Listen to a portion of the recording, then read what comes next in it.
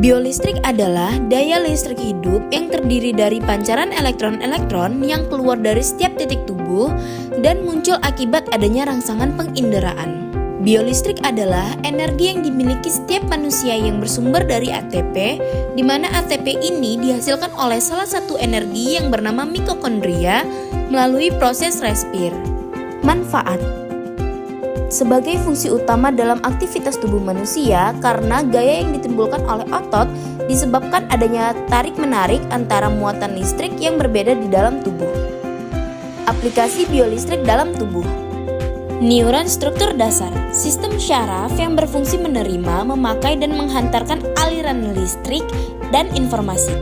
Setiap neuron terdiri dari badan sel. Lalu dari sel keluar dua macam serabut syaraf, yaitu dendrit yang berfungsi mengirimkan impuls ke badan sel dan akson yang berfungsi mengirimkan impuls dari badan sel ke sel syaraf yang lain. Teman-teman juga harus tahu fungsi mielin layaknya pembungkus kabel, sementara kawat tembaganya adalah akson. Semua kegiatan manusia lakukan adalah salah satu hasil impuls listrik. Berikut adalah fungsi selubung mielin pada sel saraf yang perlu diketahui teman-teman. Berfungsi dalam melindungi akson, berfungsi untuk melengkapi atau memfasilitasi garis impuls, sebagai media dalam pertumbuhan akson jika akson mengalami kerusakan, membantu meningkatkan kecepatan pulsa, impuls bisa melewati selubung mielin dengan kecepatan mencapai 120 meter per detik. Lalu membantu meningkatkan hambatan listrik serta memblokir impuls yang mengalir, termasuk yang keluar dari akson. Juga berfungsi untuk memberi nutrisi lengkap pada akson, menutupi jumlah sel neuron agar nantinya bisa melakukan tindakan potensial serta lebih cepat dari sebelumnya. Saat selubung mielin rusak, maka transmisi impuls akan memperlambat, maka akan terlihat kondisi neurologis cukup parah, seperti pada multiple sclerosis. Lalu teman-teman juga harus tahu cara kerja biolistrik.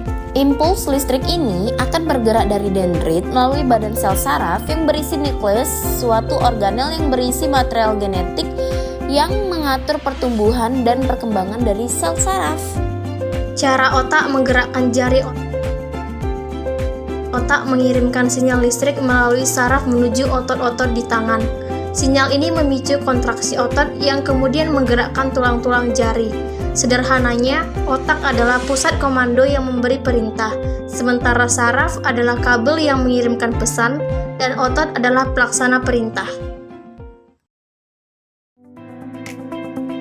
Bagian-bagian dari sistem saraf dibagi menjadi dua bagian, yaitu sistem saraf pusat yang berfungsi sangat penting dan sebagai pusat pengatur dari segala kegiatan manusia, dan sistem saraf otonom yang berfungsi mengendalikan ataupun mengatur berbagai organ internal, misalnya jantung, usus, dan kelenjar. Sistem saraf terdiri atas sel-sel yang disebut neuron. Neuron bergabung membentuk satu jaringan untuk menghantarkan impuls atau rangsangan. Potensial listrik saraf ada dua, yaitu potensial aksi saraf, yaitu perubahan yang menghasilkan suatu impuls tegangan yang disebut potensial aksi atau action potensial, dan potensial istirahat saraf. Dalam keadaan istirahat, antara sisi dalam dan luar membran sel terdapat suatu benda potensial yang disebut dengan potensial istirahat sel atau cell resting potensial. Transmisi potensial aksi dari akson ke otot. Empat potensial aksi tersebut menimbulkan kontraksi otot. Elektromiogram atau EMG dapat diperoleh dari otot atau unit motorik yang dirangsang secara elektris atau listrik.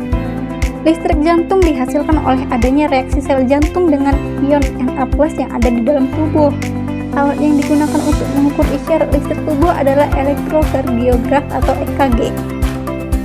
Saran diharapkan pembaca dapat menjaga asupan gizinya terkait dengan zat-zat yang dibutuhkan untuk tetap menjaga kinerja listrik dan magnet dalam tubuh, sehingga organ-organ dalam tubuh dapat bekerja sesuai dengan fungsinya.